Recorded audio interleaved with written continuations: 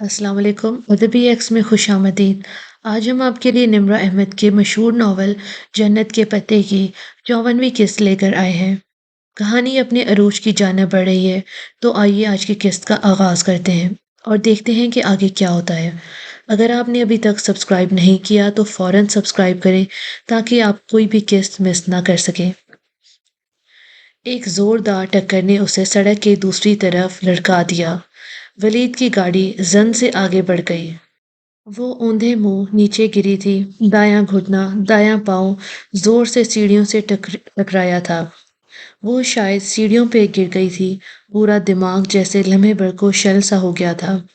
अम्मी, वो दर्द से कराही। होंठ और ठोड़ी पे जलन सी महसूस हो रही थी।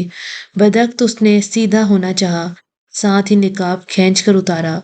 होंठ फट गया था और उसमें से खून निकल रहा था। हया बाजी, कोई दूर से उसे पुकार रहा था। इतना दुखता सर सहलाते हुए वो बमुश्किल उठ बैठी। वलीद ने उसे गाड़ी तले दे दिया था क्या, मगर वो टक्कर खाकर एक तरफ गिर गई, सो बच रही। उसे कंधे पे शदीद दर्द महसूस हो रहा था। किसी ने शायद उसे कंधे से पकड़कर दाएं जाना धक्का दिया था। धीरे धीरे बेदार होते हवासों के साथ उसने गर्दन मोड़ी। जफर दूर से भागता हुआ आ रहा था। वलीद की गाड़ी कहीं भी नहीं थी। पार्किंग एरिया में अंधेरा छा रहा था। तब उसकी निगाह रोश पे पड़ी जहां से वलीद की गाड़ी गुजरी थी। सिर्फ एक लम्हा लगा उसने दिमाग को सामने नजर आते मंजर को समझने में, और दूसरे ही पल जैसे उसकी सारी तवानाई वापस आ गई। वो बदहवास सी होकर उठी। तायाबा, वो कदरे लंगड़ा कर चलती हुई उनकी तक पहुंची। वो जमीन पर गिरे हुए थे। उनको चोट किस तरह से लगी थी वो नहीं जानती थी, मगर उनका सर फट गया था और पेशानी से सुर्ख खून उबल रहा था और वो नीम व आंखों से करा रहे थे। तायाबा, तायाबा, वो वहशत से उन्हें झंझोड़ने लगी। जफर दौड़ते कदमों के साथ उस तक आया था।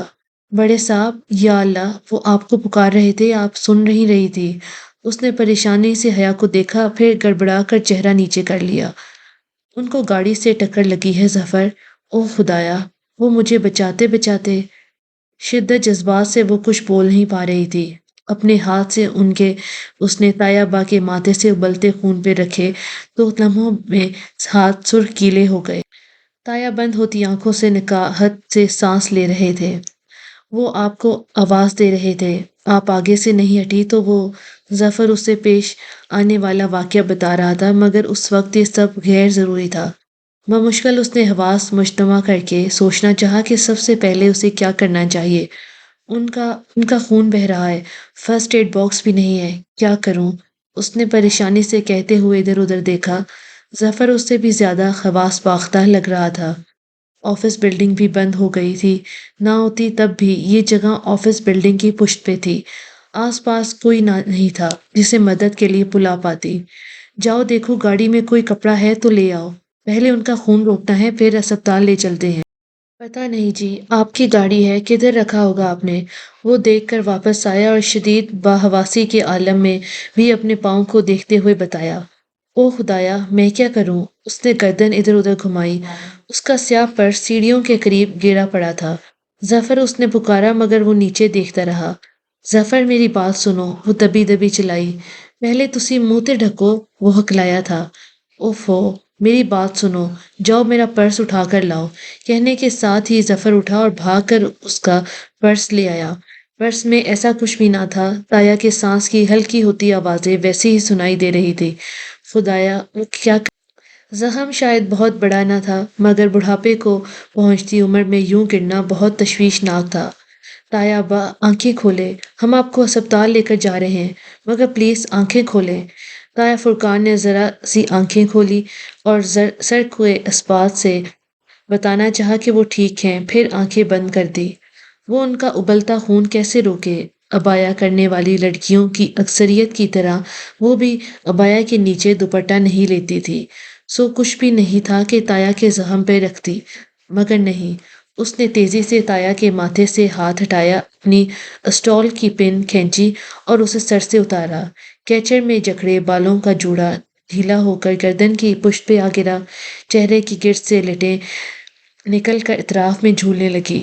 تایا نے نیم آنکھوں سے اسے دیکھا۔ اس نے سیاہ کپڑے کو جلدی جلدی گول مول کر کے ان کے ماتھے کے زخم پر دبا کر رکھا۔ تایا نے کرب سے آنکھیں بند کر لی۔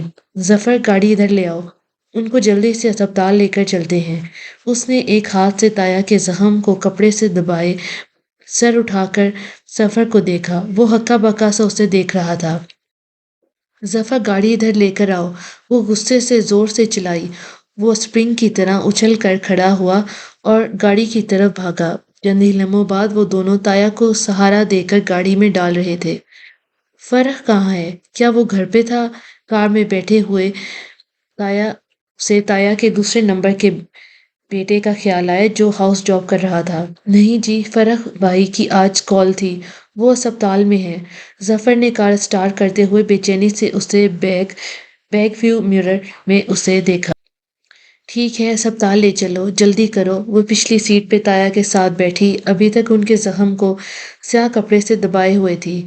مگر باجی، آپ ایسے کیسے جائیں گی؟ ظفر کو تایا سے زیادہ اس کی فکر تھی۔ اوفو، جو کہا ہے وہ کرو، تیز چلاؤ گاڑی۔ ظفر چپ کر گیا مگر وہ بے حد غیر آرام دہ تھا۔ چند منٹ بعد اس نے کار گھر کے گیٹ کے سامنے روکی۔ حیا نے چونک کر اسے دیکھا۔ گھر اسپتال کے راستے میں ہی تھا مگر انہیں ہاں رکنا نہیں تھا۔ ایک منٹ باجی، میں آیا۔ ظفر، وہ اچنبے سے آوازیں دیتی رہ گئی مگر وہ گیٹ کے اندر جا چکا تھا۔ پورا منٹ بھی نہیں گزرا تھا جب وہ دوڑتا ہوا واپس آیا۔ ڈرائیونگ سیٹ پہ بیٹھا، دروازہ بند کیا اور ایک دوپٹہ اس کی طرف اچھالا اور کار سٹارٹ کر دی۔ اوہ ظفر، اس نے جیسے تھک کر نفی میں سر ہلایا، پھر طے شدہ سفید دوپٹہ کھولا اور لپیٹ کر سر پہ لے لیا۔ وہ سائمہ تائی کا دوپٹہ تھا، وہ پہچانتی تھی۔ تایا نیم آنکھوں سے اسے ہی دیکھ رہے تھے۔ اتنا وقت دوپٹہ لانے میں ضائع کر دیا تم نے۔ خیر تھی ظفر، میں ایسے ہی چلی جاتی۔ جواب میں ظفر نے ہولے سے سر دو خاندانوں میں دخل ڈال کر اب حیا باجی کہتی ہیں کہ میں ایسے ہی چلی جاتی۔ زیر لب وہ خفگی سے بڑبڑایا تھا۔ اسے ایک دم زور سے ہنسی آئی مگر وہ بمشکل اس بدتمیز ظفر کو تو وہ بعد میں پوچھے گی۔ فرق ہسپتال میں ہی تھا۔ تایا کو فوری طور پر داخل کر لیا گیا۔ انہیں کار سے ٹکر نہیں لگی تھی، بس اسے آگے دھکیلتے ہوئے وہ خود کو توازن برقرار نہ رکھ پائے تھے۔ معمر آدمی کے لیے گرنا ہی بہت تکلیف دہ ہوتا ہے، مگر فرح کا کہنا تھا کہ اتنی تشویش کی کوئی بات نہیں، معمولی چوٹیں ہیں، ٹھیک ہو جائیں گی۔ ایک تو پتہ نہیں ڈاکٹرز کو اتنے بڑے پیمانے پہ چیڑ پھاڑ کرنے کے بعد بھی اچھے خاصے زخم بھی معمولی کیوں لگتے ہیں۔ گھر فون مت کرنا بھی، سب خواہ مخواہ پریشان ہو جائیں گے۔ ویسے بھی ٹانکا لگوا کر ان کو گھر لے کر جائیں گے اور تمہیں تو چوٹ نہیں آئی۔ فرق اسے تایا ابا کی حالت کے بارے میں بتانے کے بعد مڑنے لگا تو ایک دم جیسے اسے خیال آیا، نہیں میں ٹھیک ہوں، تھینک یو۔ اس نے نہیں بتایا کہ اس کا دایاں گھٹنا اور پاؤں دکھ رہا ہے۔ وہ جہان سکندر کی بیوی تھی، اتنے معمولی زخموں کو لے کر کیوں پریشان ہوتی؟ جہان پتہ نہیں وہ کہاں تھا، اس نے کب بتایا کہ وہ کدھر جا رہا ہے؟ اس کا ذہن پھر اس نہج پہ بھٹکنے لگا۔ تبھی فرح نے کہا، تم ظفر کے ساتھ گھر چلی جاؤ، ابا خیریت سے ہیں۔ اس نے شائستگی سے پیشکش کی۔ ایک زمانے میں وہ سائمہ تائی کے بقول اس کو پسند کرتا تھا، مگر جب سے وہ ترکی سے آئی تھی اس کے پردے کے باعث وہ محتاط ہو گیا تھا۔ میں تایا کو یہاں چھوڑ کر کیسے جا سکتی ہوں؟ میں تم لوگوں کے ساتھ ہی جاؤں گی۔ فرح گہری سانس لے کر آگے بڑھ گیا۔ ابا کو اس نے وہیں سے کال کر کے اطلاع کر دی تھی، یہ بھی کہہ دیا تھا کہ ابھی کسی کو ذیشان انکل ابا کے ساتھ گھر پہ ہی تھے۔ انہوں نے ابا کو بتایا تھا کہ حیا صبح ان کے آفس آئی تھی مگر جلدی واپس چلی گئی۔ اس نے بے اختیار ماتھے کو چھوا۔ کیا وہ آج کا ہی دن تھا؟ یوں لگتا تھا اس کو بات کو صدیاں بیت گئی۔ اوہ ابا، ان سے معذرت کر لیں، مجھے کچھ کام یاد آ گیا تھا۔ پھر اس نے ان دونوں کو ولید کے متعلق بتایا۔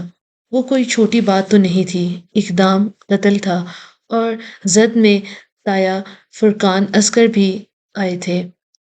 ابا کا غم و غصے سے برا حال تھا۔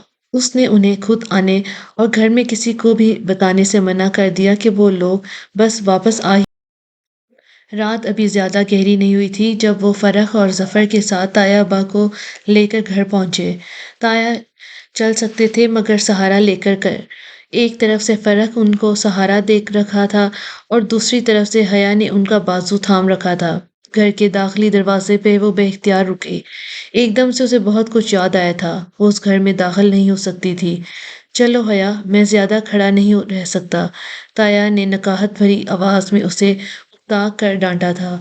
اس کی آنکھوں میں بہت سا پانی جمع ہونے لگا تھا۔ بمشکل جی کہہ کر وہ ان کی ہمراہ چوہر کے اندر آئی۔ لاؤنج میں بیٹھے تمام افراد چونک کر کھڑے ہوئے۔ اس نے سیاہ بایا پہ سفید ستاروں والے دوپٹے سے ترچھا نقاب لے رکھا تھا۔ ایک وہ رات تھی جب اسی جگہ سے تایا نے اسے سب کے سامنے بے عزت کر کے نکالا تھا، اور ایک آج کی رات تھی جب وہ اس حالت میں اس گھر میں داخل ہوئی تھی کہ اس کا ہاتھ تایا کے نے پکڑ رکھا تھا۔ تایا کا بیٹا ان کے ساتھ تھا اور اس نے جس دوپٹے سے نقاب کر رکھا تھا وہ سائمہ کیا ہوا؟ فرح، حیا، سائمہ تائی، ارم، سونیا بھابھی سب پریشان سے دوڑے چلے آئے۔ فرح سب کے سوالوں کے جواب دے رہا تھا۔ وہ بس خاموشی سے تایا کو سہارا دے کر ان کے کمرے تک لانے میں مدد کر رہی تھی۔ تایا ابا نے بیڈ پر لیٹنے تک اس کا ہاتھ تھامے رکھا تھا۔ سارے گھر والے پریشان اور متعصب سے ان کے گرد جمع ہو چکے تھے۔ تایا لیٹ گئے تو اس نے نرمی سے اپنا ہاتھ علیحدہ کیا اور ان کا تکیہ درست کیا۔ تب انہوں نے پوچھا، کیسے ہوا یہ سب؟ سائمہ تائی پریشانی سے پوچھ رہی تھی۔ ولید لغاری نے ہمیں گاڑی سے ٹکر ماری تھی، اور وہ بھی جان بوجھ کر۔ کون ولید لغاری؟ ارم ذرا حیرت سے چونکی۔ کمپنی میں ہمارا شیئر ہولڈر ہے، عمیر لغاری کا بیٹا۔ تایا کی گردن تلے تکیے رکھتے ہوئے وہ سب کے سوالوں کے جواب دے رہی تھی۔ کیونکہ وہ اس کمرے میں تھے اس لیے فرح خود ہی وہاں سے چلا گیا تھا۔ حیا، پانی! سب کو چھوڑ کر انہوں نے اسے مخاطب کیا۔ وہ تیزی سے باہر نکلی، کچن میں آ کر پہلے خود پانی پیا، پھر ان کے لیے پانی لے آئی۔ بیٹا، تمہاری شال! انہوں نے گلاس لیتے ہوئے نکاہت زدہ لہجے میں یک لفظی استفسار کیا۔ شال سے مراد اس کی اسٹال تھی۔ اس نے سمجھ کر اس بات میں سر ہلا دیا۔ وہ میں نے رکھ لی تایا ابا، استعمال کے لیے نہیں، اسٹال لے لوں گی، مگر اسے اپنے پاس رکھوں گی۔ پھر وہ نم آنکھوں سے مسکرائی اور ان کا ہاتھ پکڑ کر وہیں ان کے پاس بیٹھتے ہوئے بولی، میں اس اسٹال کو کبھی نہیں دھوؤں گی تایا ابا، اس میں بہت کچھ ہے، میرے لیے بہت قیمتی ہے۔ تایا ابا نے ہلکے سے مسکرا کر سر کو اس بات میں ذرا سی جنبش دی اور آنکھیں موند لی۔ سائمہ تائی حق تک ان کے ہاتھ کو دیکھ رہی تھی جو حیا نے دونوں ہاتھوں میں تھام رکھا تھا۔ ان کی شاید سمجھ نہیں آ رہا تھا کہ ہوا کیا ہے، اور خود حیا شاید ساری زندگی اس لمحے کی وضاحت کسی کو نہیں دے سکتی تھی، جو خاموشی سے آیا اور تھوڑے سے خون کا اخراج لے کر اسے اس کا سب کچھ لوٹا گیا، خون جو واقعی پانی سے گاڑھا ہوتا ہے۔ تایا سو گئے تھے۔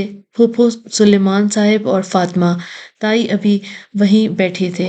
ان سب کو ظفر فوراً بلا لایا تھا۔ سائمہ تائی، داور بھائی، سونیا، بلکہ پورا گھر ہی جاگ رہا تھا، سب تایا کے لیے۔ اور کیا ضرورت تھی شیئر ہولڈرز کو سالانہ ڈیویڈنڈ دینے کی؟ فادر ڈیئرسٹ، ایک تو میں نے بغیر تنخواہ کے اتنے دن کام کیا، اوپر سے ڈانٹ بھی مجھے ہی پڑے گی۔ دو انگلیوں سے نقاب ناک سے تھوڑی تک اتارتے ہوئے وہ ڈاٹر ڈیئرسٹ، احسان جتانے سے ضائع ہو جایا کرتے ہیں، وہ مسکراتے ہوئے بولے۔ رہنے دے ابا، اچھا بتائیں ولید کی FIR کا کیا بنا؟ وہ پولیس کو نہیں مل رہا، اس کا باپ اسے گرفتار نہیں ہونے دے گا۔ بہرحال میں اس کو ایسے نہیں جانے دوں گا۔ ایک دم وہ سنجیدہ نظر آنے لگے تھے۔ لیکن اس وقت میں نے تمہیں کسی اور بات کے لیے بلایا ہے۔ جی کہیے۔ اس کا دل زور سے دھڑکا تھا۔ ابا اپنی بیماری کے باعث بہت سے معاملات سے دور رہے تھے، مگر پھر بھی ان کے کانوں تک بہت کچھ پہنچ گیا تھا، یقیناً، اور بالآخر انہوں نے حیا سے دو ٹوک بات کرنے کا فیصلہ کر لیا تھا۔ جہان صاحب واپس کیوں گئے ہیں؟ اسے کام تھا کچھ، آ جائیں گے کچھ دن میں واپس۔ سائمہ بھابھی کچھ اور کہہ رہی تھی، وہ سوچتی نگاہوں سے اسے دیکھتے ہوئے بولے۔ حیا نے لاپرواہی سے اشانے اچکائے۔ سائمہ تائی تو دادی پہ بھی ساری عمر یہی الزام لگاتی رہی تھی کہ وہ ان پہ جادو کرواتی ہیں۔ اگر سائمہ تائی کا جہان کے بارے میں بھی تجزیہ درست مانا جائے تو دادی والا بھی درست ماننا چاہیے۔ وہ بھی حیا تھی، اس نے بھی ہار نہ ماننے کا تہیہ کر لیا تھا۔ دیکھو مجھے تمہارے اس برقعے وغیرہ سے کوئی مسئلہ نہیں ہے، مگر اس کی وجہ سے تم نے اپنے تایا ابا اور اماں کو بہت ناراض کیا ہے۔ تمہیں چاہیے تھا کہ تم ان کی بات کا احترام کرتی۔ بڑوں کا حکم ماننا فرض ہوتا ہے۔ وہ کچھ لمحے سوچتی نگاہوں سے انہیں دیکھتی رہی، پھر کہنے لگی، ابا آپ کو ایک بات بتاؤں؟ حضرت عمر بن خطاب رضی اللہ تعالیٰ عنہ نے اپنے بیٹے عبداللہ سے کہا تھا کہ وہ اپنی بیوی ابن عمر رضی اللہ تعالیٰ عنہ نے ایسا نہیں کیا۔ جو آپ صلی اللہ علیہ وآلہ وسلم کو اس بات کا علم ہوا تو آپ صلی اللہ علیہ وآلہ وسلم نے ابن عمر سے فرمایا کہ بیوی کو طلاق دے دو۔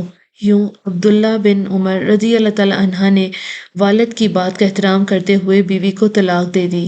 وہ لہجے بھر کو رکی۔